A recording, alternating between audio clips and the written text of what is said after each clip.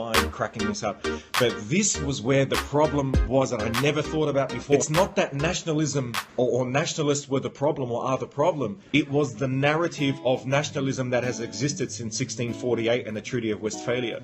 And people have been lied to. Whether or not that's good or not, I don't care. I'm not judging them or anything. I'm just saying that if you have a situation where you grow up thinking that you have a certain history, and then all of a sudden, your government says, oh, by the way, that's all bull, and everything you fought for in World War II and World War I, and your parents, everything they died for, well, actually, you're no longer that important, because what makes up our country is everyone else who are descendants of the people, the very people that were trying to kill your ancestors. I would say that the story was bull. But there's two ways to look at this because humans can't tell the difference between what is correlated and what is causal. You don't know which one comes first, chicken or the egg. The thing that blew my mind was that this narrative of a certain history of peoples in Western states has either been bullshit or it's being destroyed by immigration, as the nationalists say.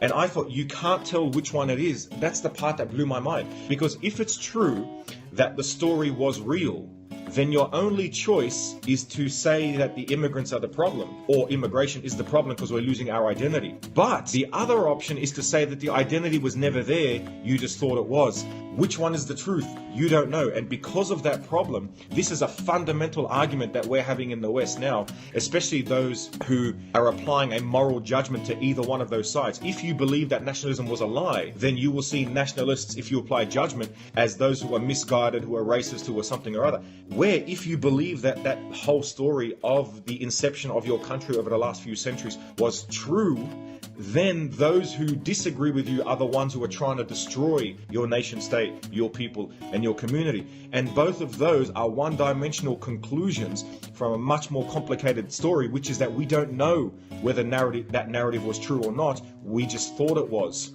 Is it true? Is it not? Does it need refining? That's more of the nuanced thing. And I just thought, whoa, man, completely blew my mind. I loved it. Anyway, I had to share that with you. The funny thing about the Jewish identity is that it's deliberately constructed to be a separate identity. It always was. And that's not good or bad. There's nothing good or bad about that. It's just a thing, and it can result in many different things. So if you by definition want to separate yourself from other people by certain rituals, by certain rites, certain languages deliberately, then naturally, yes, there will be a threat to that identity when there are other competing identities. That's absolutely a consequence. Now, there's two ways to deal with it. One is to dissolve your identity, or one is to make a state which is in existence purely for your identity, or intertwined with your identity. And this is once again the problem we have in the world, where those who support Israel and those who don't.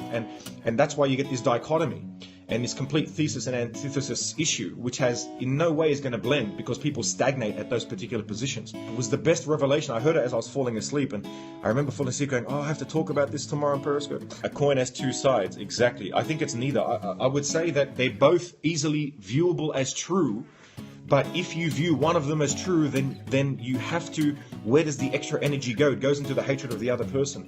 It's sort of like, look, if you have a balloon filled with air and you squeeze it, right, it's going to have to pop because the air is going to go somewhere else. And it's the same thing. If you believe that the narrative of nationalism was true, then when something doesn't fit that evidence, such as immigration, then your energy can't get squeezed out via blaming nationalism. You have to blame the other things that's destroying your nationalist narrative. And so if you believe that nationalism is the correct narrative, as opposed to part of a bigger narrative, then absolutely you will get supporters in Australia who believe that everyone should learn to have hot chips and sausage rolls and meat pies and follow the footy. And I'm not judging. I don't want to apply judgment. But then if you take, say, more of the left-wing position, but just, say, a one-dimensional view of that, saying that, no, that one's wrong, it's actually that we're all humans and then there is no identity, then you're going to see that the people who believe in an identity must be fascist, racist, nationalistic, intolerant, uneducated. And I would say that it's a mix of the whole thing, and that's the only way I can explain how two people can have contradicting narratives that both fit the observations. So there you go. I got very excited. Thank you for allowing me to do that rant, everybody. It was very fascinating.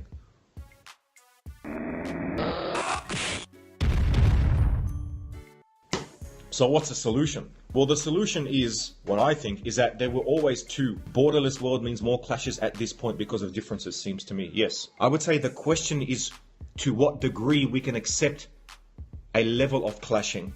And so our borders are slightly dissolving, as they always have been, right, since humanity has existed. Imagine that you have a city at the top of a dam and you have a city at the bottom of a dam. If you just break the dam, then you're going to destroy both cities. Now, let's say that the city at the top of the dam is really, really successful because, I don't know, for whatever reason, it had better education, had better society, different evolutionary genetics and other things that resulted in it. And the people at the bottom want to be like the people at the top. And so we've got to smash this dam, let's just say. Well, the problem is if you smash the dam, the bottom one will get destroyed and so will the top one. The people at the top have more to lose than the people at the bottom. So the people at the bottom will put more pressure on smashing that dam than the people at the top, because they're like, we're screwed anyway, we may as well destroy the dam. Now, there are going to be some people who would rather have everyone at the top come down to them, but there are people at the bottom who would rather go up to them. And so then you have a fight between the people at the bottom, because the people at the bottom, half are going to say, for example, I'm just guessing the number, but half might say, let's protect the dam, but let's climb up the dam to get to the top. And then other people are saying, I hate the people at the top, they have no right to be better than us, let's just smash the dam and screw them and we can all get destroyed and we can all be flat and even and start again. And this fight is what I see now as a very, quite in particular, the fight between progressives like myself who don't want to smash the dam very quickly, but they want to see the dam devolve over time, and other people who just want to smash the dam completely. And then, of course, at the top, you would have half the people, for example, say, it's not fair that they're living down there, let's help them. And then the other half are saying, hold on, it's not our fault that we're up here and they're down there, let's not destroy ourselves for them. And this is exactly, I think, more of the narrative that's what's going on. And it depends on how you picture the history of that city at the top of the dam. If your story that was told by your parents and parents and parents was that this is our dam, we built it, we need to keep making ourselves better, this is us, this is part of us, this is who we are, then of course you're going to have much more of a propensity to wanting to protect that city on top of the dam. Whereas other people might have been taught it's not fair that there are other people down there, they're just like you and me, maybe they didn't have the luck that we did, so therefore we should sacrifice part of our city to help bring them up. And then you have this fight at the top of the dam and you have a fight at the bottom of the dam. You've got the people at the top who are also misjudging the people at the bottom. There's a difference between the narrative and the pragmatics about negotiating around that narrative. Top loses some empathy. The top losing empathy is what some people call privilege and not privilege. I was very privileged growing up in Australia compared to life in Syria. And I didn't know that until I was kicked out of my family's house in Lebanon when I was 18. And then I lived on the streets for 4.5 months and I started hitchhiking and I went to the worst parts of Lebanon, all the third world sections and the poor sections, sort of like the equivalent of a Detroit or whatever.